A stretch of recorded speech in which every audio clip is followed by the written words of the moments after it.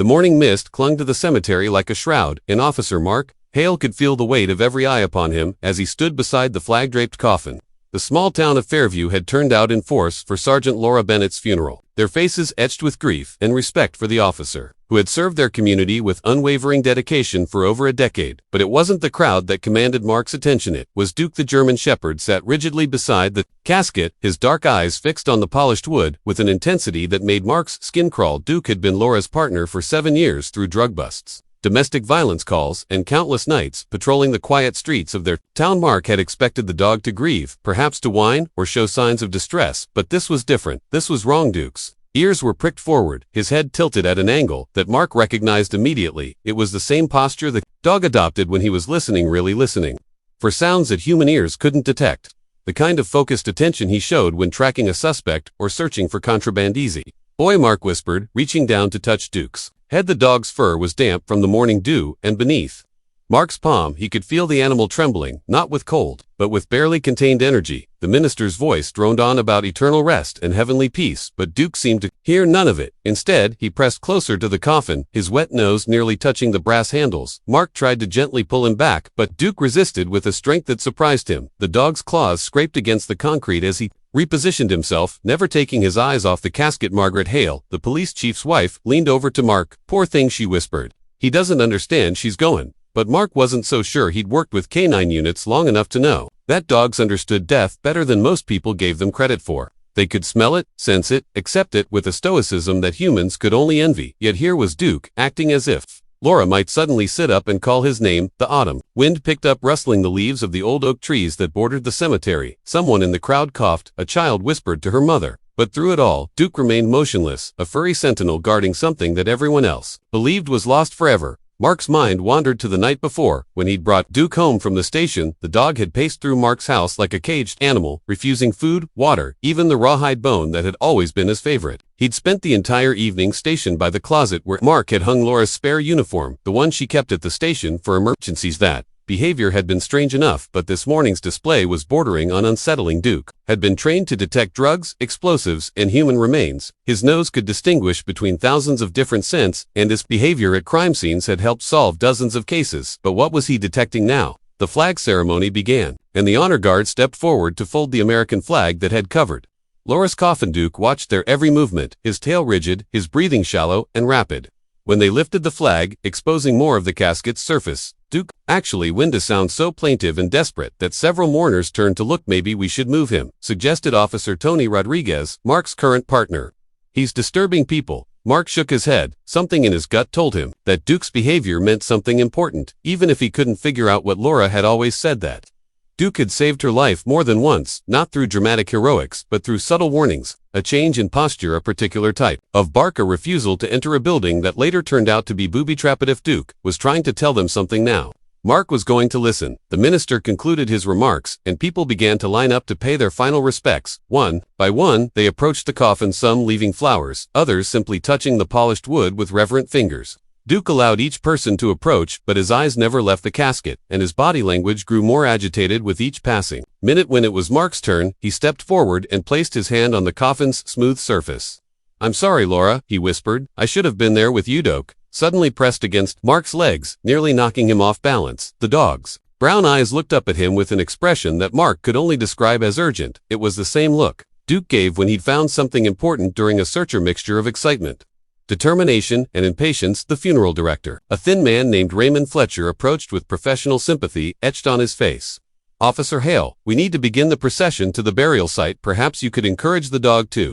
Duke's sudden bark cut through Fletcher's words. Like a gunshot, it was sharp, commanding, and filled with authority, the bark of a police dog who had found what he was looking for. The entire crowd fell silent, turning to stare at the German Shepherd, who now stood with his front paws on the edge of the casket. Mark's blood ran cold. He recognized that bark. It was Duke's alert signal, the sound he made when he detected drugs, explosives, or human remains. But what could he be alerting to here at Laura's funeral? Unless the thought that crept into Mark's mind was so impossible, so unthinkable, that he tried to push it away. But Duke's behavior was becoming more frantic by the minute, and the dog had never been wrong before, not once. What if Laura's death hadn't been what it seemed?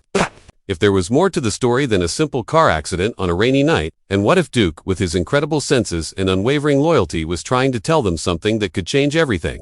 As the crowd began to murmur and shift, uncomfortably, Mark made a decision that would haunt him for the rest of his life. He was going to trust Duke's instincts, even if it meant disrupting a funeral and possibly desecrating his partner's memory, because, in his heart, he was beginning to suspect that this funeral felt wrong for a very good reason. The previous night had been a sleepless torment for Mark Halley. He'd brought Duke home from the station, expecting the dog to settle into grief the way animals usually did, quietly, with resigned acceptance. Instead, Duke had transformed into a restless shadow, pacing from room to room with an urgency that set Mark's nerves on edge. Mark sat in his recliner, a beer growing warm in his hand, watching Duke patrol the small living room. Like a sentry on duty, the dog's nails clicked against the hardwood floor in a rhythmic pattern that matched Mark's racing thoughts. Every few minutes, Duke would pause at the closet door, where Laura's spare uniform hung, the navy blue shirt with her badge still pinned to the chest, the tactical pants she'd worn on countless calls. "She's gone, boy," Mark had whispered, but the words felt hollow even to him. Duke had responded with a low whine that seemed to carry all the confusion and denial that Mark himself was feeling now, standing in the cemetery with rain beginning to tap against the black umbrellas overhead. Mark replayed every detail of that final night. Laura had been working in undercover operations, something big, something that had required weeks of preparation and radio silence. The details were classified above Mark's the clearance level, which had frustrated him at the time. Partners were supposed to watch each other's backs, but Laura had been operating alone, answerable only to Chief Morrison and some federal contacts whose names Mark had never learned. The call had come at 2:17 a.m. on a Tuesday single-car accident on Route 9 just outside the town limits. Laura's patrol car had apparently skidded on the rain's asphalt and struck a concrete barrier at high speed. The impact had been devastating, so severe that the paramedics had pronounced her dead at the scene. But something about the official report had never sat right with Mark. Laura was an excellent driver, trained in high-speed pursuit and adverse weather conditions. She'd driven those same roads thousands of times, knew every curve and potential hazard. And why had she been on Route 9 at all? Her undercover assignment was supposed to keep her in the downtown area, working the clubs and bars where the drug activity was concentrated. Duke's behavior was growing more agitated by the minute. The rain was coming down harder now, drumming against the funeral tent with increasing intensity. The dog had positioned himself at the head of the coffin, his body pressed against the polished wood as if he were trying to merge with it. His breathing was rapid and shallow, and every few seconds he would emit a soft whimper that seemed to tear at Mark's heart. "He knows she's in there," said Mrs. Peterson, Laura's elderly neighbor, dabbing at her eyes with a tissue. "Dogs have a sixth sense about these things. He's saying goodbye." Mark nodded politely, but he wasn't convinced. Duke's behavior wasn't reminiscent of grief, it was reminiscent of work. The dog was exhibiting the same focused intensity he showed when tracking a scent or searching for evidence. His ears were pricked forward, rotating slightly, as if he were listening for something specific. His nose worked constantly, testing the air with the methodical precision of a trained detection animal. The memories came flooding back in painful detail. Laura laughing as Duke successfully located a hidden stash of cocaine in an abandoned warehouse. Laura scratching behind Duke's ears after a successful arrest, telling him he was a good boy, the best partner she'd ever had. Laura training Duke to respond to hand signals, to search on command, to alert when he found what he was looking for. And now Duke was alerting. Mark was certain of it. The minister droned on about Laura's service to the community, her dedication to justice, her love for her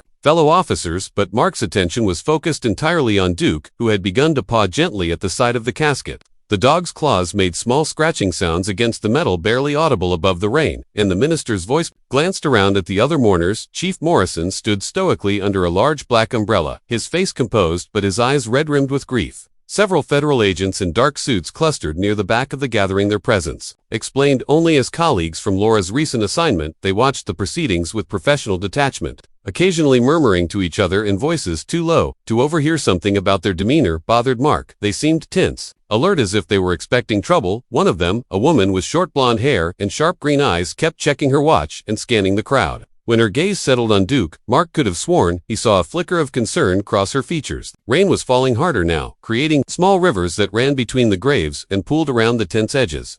Duke didn't seem to notice the weather. If anything, the moisture seemed to enhance his focus. He was sniffing more intently, his nostrils flaring as he worked to process whatever sense the rain was carrying to him. Mark remembered Laura telling him once that rain could actually help detection dogs in certain situations. It could wash away masking odors and concentrate target scents, making them easier to isolate and follow. She'd explained how Duke had once located a missing child during a thunderstorm, following a scent trail that had been invisible to human searchers. "What is it, boy?" Mark whispered, crouching down beside Duke. "What do you smell?" Duke turned to look at him, and Mark was struck by the intelligence in the dog's brown eyes. There was something almost human in that gaze, a sense of urgency, of frustration, as if Duke were trying to communicate something vitally important but lacked the words to express. At the dog's tail was rigid, pointing straight out behind him. His shoulders were tense, his weight balanced on his toes. Mark had seen this posture hundreds of times before, always, just before Duke would bark his alert signal and lead them to whatever he had found. But what could he possibly be finding here? Laura was dead. Mark had seen her body at the hospital, had identified her himself, despite the trauma from the accident.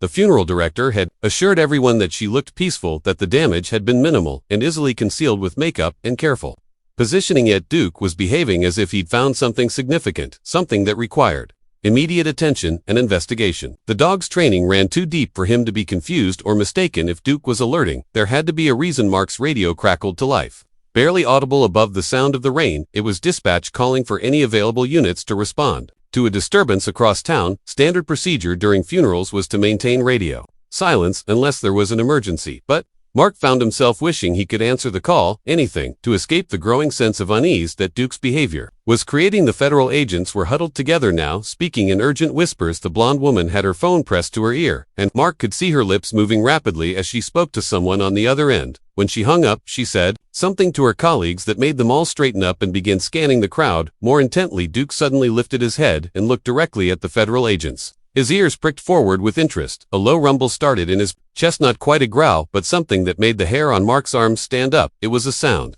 Duke made when he sensed potential danger, when his protective instincts were engaged. The pieces of a puzzle were scattered in Mark's mind, but he couldn't quite see how they fit together. Laura's secretive undercover assignment, the suspicious circumstances of her death, Duke's unprecedented behavior at the funeral, the nervous federal agents who seemed to be expecting trouble. And through it all, the rain continued to fall, washing away the flowers that people had placed on nearby graves, creating small streams that carried the scents of earth and stone and something else, something that Duke's incredible nose had detected and that was driving him to the edge of desperation. Mark made a silent promise to his deceased partner. Whatever Duke was trying to tell him, he would listen. Even if it meant challenging everything he thought he knew about Laura's death, even if it meant facing possibilities that seemed impossible to believe, because Duke had never been wrong before, and Mark wasn't about to start doubting him. Now that moment came without warning. Minister Thomas was halfway through his closing remarks about eternal peace and heavenly rest when Duke's bark exploded through the cemetery like a thunderclap. It wasn't the mournful whine of a grieving animal or the confused yelp of a distressed pet.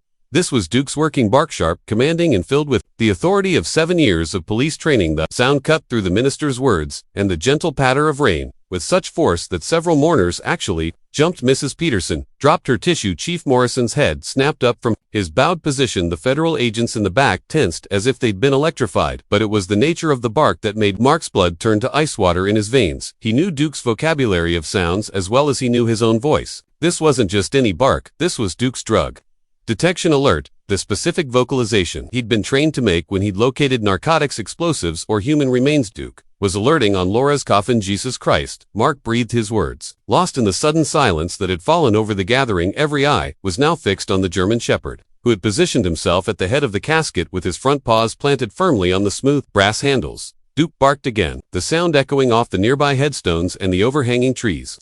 His tail was rigid, his ears forward, his entire body coiled with the tension of a working dog who had found what he was looking for between barks. He wind sharp, urgent sounds that seemed to demand immediate action. Officer Hale, the funeral director, whispered his professional composure. Cracking, perhaps you could control your dog. This is highly inappropriate. Duke's third bark was even louder than the first two, and this time he began to paw at the casket's edge, his claws scraping against the metal with a sound that made several people wince. Mark could see the desperation in the dog's movements, the frantic need to investigate whatever he had detected. Mark stood frozen, his mind racing through possibilities that seemed to defy logic. Duke was trained to detect 3 main categories of contraband: drugs, explosives, and human remains. The presence of drugs or explosives in Laura's coffin was unthinkable, which left only one possibility, and that possibility was so impossible that Mark's rational mind rejected it immediately. But Duke was never wrong in 7 years of service. The dog had never given a false positive, never alerted on something that wasn't there. His reputation was so solid that his alerts were considered probable cause in court. If Duke said something was in that coffin besides Laura's body, then something was there. The federal agents were moving now, pushing through the crowd with barely concealed urgency. The blonde woman was speaking rapidly into her radio, her words too quiet to overhear, but her body language screaming emergency. Her colleagues had their hands near their concealed weapons, their eyes scanning the crowd for threats. Chief Morrison stepped forward, his face pale but determined. Mark, what's wrong with Duke? Why is he? Duke's fourth bark was accompanied by a long mournful howl. That seemed to come from the depths of his soul. It was a sound Mark had never heard from the dog before, something primal and desperate that spoke of loss and confusion and a desperate need to protect. Something precious. He's alerting, Mark said, his voice barely above a whisper. Chief, Duke is giving me a detection alert. The words hung in the air like a physical presence, and Mark could see their impact on the faces around him. Some people looked confused, not understanding the implications. Others, the cops, the federal agents, anyone who had worked with detection dogs, looked as though they'd been struck by lightning. That's impossible, Chief Morrison said, but his voice lacked conviction. Mark, Laura is dead. We both identified her body. The medical examiner confirmed. Duke cut him off with another series of barks, each one more frantic than the last. The dog was now circling the coffin, his nose working frantically as he tested the air from different angles. Whatever scent he was following seemed to be coming from inside the casket, and his behavior was becoming more agitated by the Sakantha. Crowd was beginning to murmur whispered conversations. It spreading like wildfire through the gathering. Mark caught fragments of worried voices. What's wrong with the dog? Why won't he stop barking? Should someone call for help? But it was the federal agent's reaction that convinced Mark he was on the right track. They weren't looking confused or annoyed by the disruption. They were looking terrified. The blonde agent had finished her radio call and was now moving toward the casket with purposeful strides. Officer Hale, she called out, her voice carrying clear authority. Please restrain your dog and step away from the casket. Felt something hot and rebellious flare in his chest. Ma'am, with all due respect, this is my partner's funeral, and that's my partner's canine. If Duke is alerting on something, I need to stake you. Need to do nothing except control that animal. And Nick's bark was so loud that it actually hurt Mark's ears. The dog had stopped circling and was now focused on one specific section of the coffin near the foot end. His behavior had shifted from general alerting to specific targeting. He had narrowed down the location of whatever he was detecting to a precise area. Mark had seen this progression hundreds of times before. It was the way Duke worked, a crime scene starting with a general alert and then honing in on the exact location of the evidence. The fact that he was doing it here at Laura's funeral sent chills down Mark's spines. Something's wrong, Mark announced to the crowd, his voice carrying across the cemetery. Duke is trained in narcotics and explosives detection, and he's never wrong. If he's alerting on this coffin, there's something inside that shouldn't be there. The federal agents were moving faster now, but Chief Morrison stepped between them and the casket. Now hold on just a minute, he said, his voice carrying the authority of 30 years in law enforcement. If there's a possibility that something is wrong here, we need to investigate. This is still my jurisdiction, and that's still my officer in that box. The blonde agent's face had gone white. Chief Morrison, I strongly advise you not to interfere with Duke's next vocalization. Wasn't a bark at all. It was a howl, long, mournful, and filled with such anguish that several people in the crowd began to cry. But Mark recognized something else in that sound. Something that made his hands shake as he reached for his radio. It was the howl Duke made when he found human remains that weren't supposed to be there. The implications hit Mark like a physical blow. If Duke was detecting human remains, in addition to whatever else was in that coffin, it meant one of two things. Either Laura's body wasn't alone in there, or the person in the coffin wasn't Laura at all. Both possibilities were so terrifying that Mark's mind reeled, but Duke's behavior was unmistakable. The dog was detecting multiple scents, multiple sources of whatever he had been trained to find. His movements were becoming more frantic, more desperate, as if he were trying to dig through the metal and wood to reach whatever was hidden, and keyed his radio with trembling fingers. Dispatch, this is Officer Hale. I need the medical examiner and a crime scene unit to Fairview Cemetery. Immediately. We have a possible, he paused, the words sticking in his throat. We have a possible situation with Officer Bennett's remains. The radio crackled back immediately. Officer Hale, please clarify what kind of situation. Mark looked at Duke, who was now clawing at the casket with desperate intensity, his whines becoming more urgent with each passing second. The dog's behavior was beyond anything Mark had ever witnessed. It was the reaction of an animal who knew that something terrible had happened and was powerless to fix it. Think, Mark said into the radio, his voice steady despite the chaos. In his mind, we need to open the coffin. The words fell into the gathered crowd like stones into still water, creating ripples of shock and disbelief that spread outward until everyone was staring at him with expressions of horror and confusion. Duke's barking had stopped. Instead, the dog sat perfectly still beside the casket, his eyes fixed on Mark with an expression of complete trust and absolute certainty. He had done his job. He had found what he was looking for. Now it was up to the humans to do theirs. The silence that followed Mark's words was deafening. Raindrops continued to patter against the funeral tent, and somewhere in the distance, a car door slammed, but the 58 mourners stood frozen, as if time itself had stopped. Draymond Fletcher, the funeral director, was the first to break the spell. Officer Hale, I absolutely cannot allow, this is completely unprecedented, the family hasn't consented to. Laura doesn't have any family. Mark cut him off, his voice carrying authority. He didn't know he possessed. Her parents are dead, no siblings, no spouse. Her next of kin, listing at the station, names me as her emergency contact and the executor of her will. If anyone has the right to make this decision, it's me. It's me. Chief Morrison stepped forward, his face grave but determined. Mark, are you absolutely certain about this? Once we open that coffin, there's no going back. If you're wrong. Mark looked down at Duke, who had positioned himself at the foot of the casket and was staring up at him with complete trust. The dog's tail gave a single wag as if he were encouraging Mark to continue. 7 years of partnership, hundreds of successful searches, not a single false positive. I'm certain, Mark said. Duke's never been wrong before, and he's not wrong. Now the federal agents were huddled in an urgent conference, their voices too low to overhear, but their body language screaming panic. The blonde woman kept glancing between the casket and her phone, as if she were expecting either to explode at any moment. Chief Morrison nodded grimly. Fletcher, open it. The funeral director's face went pale. I cannot in good conscience desecrate the remains of your... Not desecrating anything, Mark interrupted. You're investigating a possible crime. If Duke is right and there's something in that coffin that shouldn't be there, then Laura's funeral has already been desecrated. Fletcher looked around desperately for support but found none. The crowd was watching with rapt attention, and even the federal agents seemed to have accepted the inevitability of what was about to happen with shaking hands. Fletcher approached the casket and began to work at the latches that held the lid in place. Duke watched intently, his head cocked to one side, as if he were listening to sounds that human ears couldn't detect. As Fletcher worked, the dog's tail began to wag faster, and he emitted a soft whine that sounded almost like anticipation. The first latch opened with a soft click that seemed to echo through the cemetery. Fletcher hesitated, his hands trembling as he reached for the second latch. Are you absolutely sure about this? He asked one more time. Mark nodded. Open it. The second latch clicked open, then the third. Fletcher's movements were mechanical now, driven by a momentum that had taken on a life of its own. When the final latch was released, he stepped back and looked at Chief Morrison. Do it. The chief said quietly. Fletcher grasped the edge of the coffin lid and slowly began to lift it. The hinges creaked softly, and Mark could hear his own heartbeat thundering in his ears. Duke rose to his feet, his entire body vibrating with excitement. The lid opened to reveal Laura's body laid out in peaceful repose, exactly as Mark remembered from his visit to the funeral home 3 days earlier. She wore her dress uniform, her hands folded across her chest, her face composed and serene. For a moment, Mark thought he had made a terrible mistake, that Duke's alert had been some kind of bizarre anomaly. Then he saw Laura's hand, her right hand, which had been folded peacefully over her left when he'd last seen her, was now clenched in a tight fist, and there, protruding slightly from between her fingers, was the corner of what looked like a folded piece of paper. Duke barked once sharp and triumphant, then sat back on his haunches with what Mark could only describe as satisfaction. Jesus. Chief Morrison breathed. How did we miss that?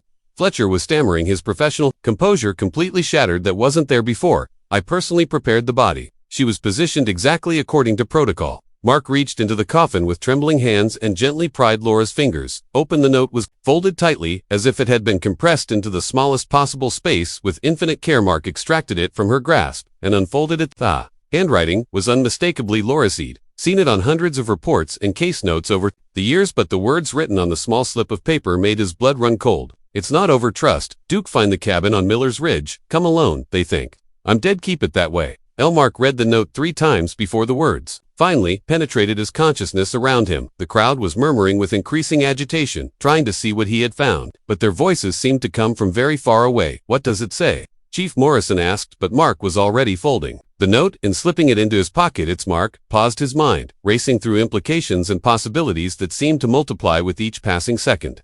If Laura was alive, if she had somehow faked her own death, then everything about the past week had been a lie. But why? And what did she mean by "they think I'm dead"? The federal agents were moving toward the coffin, now their previous restraint abandoned. Officer Hale, the blonde woman called out, I need to see that note immediately. Mark looked at Duke, who was staring up at him with an expression that seemed almost human in its intelligence. The dog's message was clear. Trust no one, except the partner who had never let you down. Him. Sorry, Mark said, backing away from the coffin, but this is evidence in a potential criminal investigation. It needs to be processed through proper channels. Officer Hale. The agent's voice carried a clear threat. Now that note is relevant to an ongoing federal investigation, and I'm ordering you to surrender it immediately. Duke growled low, menacing, and completely unlike any sound Mark had ever heard from the normally friendly dog. The German Shepherd positioned himself between Mark and the advancing agents, his hackles raised and his teeth bare. Chief Morrison stepped up beside Mark, his hand resting casually on his sidearm. Ma'am, with all due respect, this is still my jurisdiction, and Officer Hale is still my officer. If you want that note, you can request it through proper legal channels. Tension in the cemetery was thick enough to cut with a knife. The mourners were backing away from what was clearly becoming a confrontation. Between local law enforcement and federal agents, Fletcher stood beside the open coffin, looking as though he might faint at any moment. Mark's mind was working frantically, trying to process the implications of Laura's note. Miller's Ridge was about 20 miles outside of town, a heavily wooded area with scattered hunting cabins and hiking trails. If Laura was hiding there, if she was actually alive, then Duke's behavior suddenly made perfect sense. The dog hadn't been grieving at all. He'd been trying to tell them that his partner was still alive, that the body in the coffin was either someone else or positioned to hide Laura's message. Duke's incredible nose had detected something that proved Laura's continued existence, maybe her scent on the note, maybe traces of her presence that had somehow been transferred to the body. Need to go, Mark said quietly to Chief Morrison. Duke, and I need to follow up on this immediately. The chief nodded grimly. Take backup. No, Mark said, remembering Laura's instruction to come alone. The note says to come alone. If Laura is alive, if she's hiding from someone, then bringing backup might put her in more danger. The federal agents were arguing among themselves, now their voices rising as they debated their next move. The blonde woman was on her phone again, speaking rapidly to someone who was clearly not happy about the turn of events. Mark looked down at Duke, who was still maintaining his protective stance, but had relaxed slightly now that the immediate threat seemed to have passed. What do you think, boy? Ready to go find our partner? Duke's tail wagged once, and he looked toward the cemetery's exit with unmistakable eagerness. Mark turned to Chief Morrison. I'll call in as soon as I know something, but Chief, if something happens to me, if I don't check in within 6 hours, you need to assume that whatever got Laura is coming. After anyone who knows the truth before anyone could stop him, Mark was walking toward his patrol car, Duke trotting beside him with the confident gait of a working dog who knew his job was just beginning. Behind them, the crowd of mourners stood around an open coffin that contained more questions than answers, while federal agents made increasingly frantic phone calls to superiors, who were clearly not prepared for this development. As Mark started his engine and pulled out of the cemetery, he caught a glimpse of Raymond Fletcher in his rearview mirror. The funeral director was staring down at Laura's body with an expression of complete bewilderment, as if he were seeing it for the first time and couldn't understand how it had ended. Up in his funeral home, Mark drove toward Miller's Ridge with Duke in the passenger seat, both of them heading toward a confrontation that would either reunite them with their lost partner or get them both killed in the temp. But for the first time in a week, Mark felt hope stirring in his chest. Duke had been right all along. Laura was alive. The cabin on Miller's Ridge sat in a clearing surrounded by towering pine trees, its weathered logs and moss-covered roof making it nearly invisible. From the access road, Mark had driven past it twice before. Duke's urgent whining alerted him to turn around. Now parked 50 yards away with his engine off, Mark could see why Laura had chosen this place to hide. The cabin was isolated, defensible, and completely off the grid. Duke was trembling with excitement, his nose pressed against the passenger window as he stared at the small structure. Every few seconds he would whine and look back at Mark as if asking why they weren't already running. Toward the DeRisi boy, Mark whispered, if Laura's in there, we don't want to spook her. And if she's not, he left the thought unfinished, but his hand instinctively checked his sidearm. The approach to the cabin was treacherous. Mark had to move from tree to tree using the forest as cover while Duke ranged ahead, his training taking over as he scouted for potential threats. The dog's behavior had shifted into full working mode. Ears pricked, movements controlled, every sense focused on the task at hand. When they reached the edge of the clearing, Mark could see signs of recent habitation. A small pile of split firewood sat beside the door, and wisps of smoke curled from the chimney. Someone was definitely inside, but whether it was Laura or one of the people she was hiding from remained to be seen. Duke suddenly froze, his entire body going rigid. Mark followed the dog's gaze and saw a figure moving behind one of the cabin's windows. Just a shadow, but enough to confirm that they weren't alone. Mark was about to announce himself when the cabin door opened and a familiar voice called out, "Mark, is that you and Duke out there?" Laura Bennett stepped onto the cabin's small porch, and Mark felt his knees go weak with relief. She was alive. Then he remembered, with a healing cut on her forehead and her left arm in a makeshift sling, but unmistakably, wonderfully alive. Duke didn't wait for permission. The German Shepherd bolted across the clearing like a furry missile, covering the distance to the porch. In seconds, Laura dropped to her knees, just in time to catch him, and Mark watched through tears as his partner and her canine were reunited in a tangle of fur and grateful whimpers. Good boy, Laura whispered, burying her face in Duke's neck. Such a good boy. I knew you'd figure it out. I knew you'd bring him to me. Mark approached more slowly, his mind still struggling to process what he was seeing. Laura, what the hell is going on? Everyone thinks you're dead. We just buried. He stopped. Realization hitting him like a physical blow. Who did we bury? Laura's expression darkened. Jane Doe from the morgue. Unclaimed body from a car accident 3 weeks ago. Similar height and build to me. Facial trauma severe enough to require extensive Reconstruction, she grimaced. Raymond Fletcher owed some very bad people a lot of money. They convinced him to help with the switch. But why? Mark's voice was hoarse with emotion. Why fake your death? Why put us through this?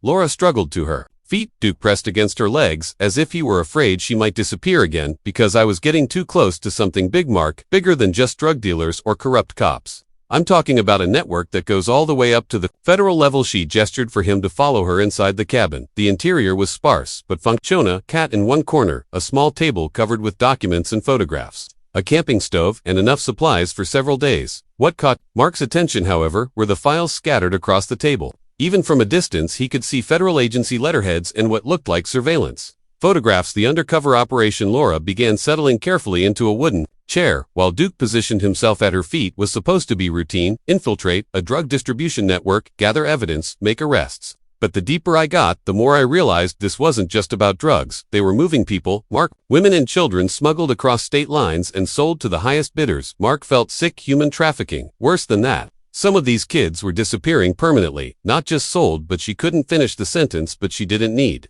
to. Mark understood. The federal agents at the funeral, Mark, said the blonde woman who was so desperate to get the note. Laura nodded grimly. Agent Sarah Collins. She's been running the operation from the federal side, using her position to cover up evidence and eliminate witnesses. When I started getting close to exposing her, she decided I had to be eliminated. So you faked your death? Not by choice. They tried to kill me for real first. Laura touched the healing cut on her forehead. The car accident was supposed to be fatal. Collins had my brake lines cut and arranged for me to be called to a fake emergence on Route 9. But I've been driving those roads since I was 16. I knew something was wrong when the brakes failed. Managed to hit the barrier at an angle that made it look worse than it was. Mark was struggling to keep up. But if you survived, how did you end up here? How did everyone think you were dead?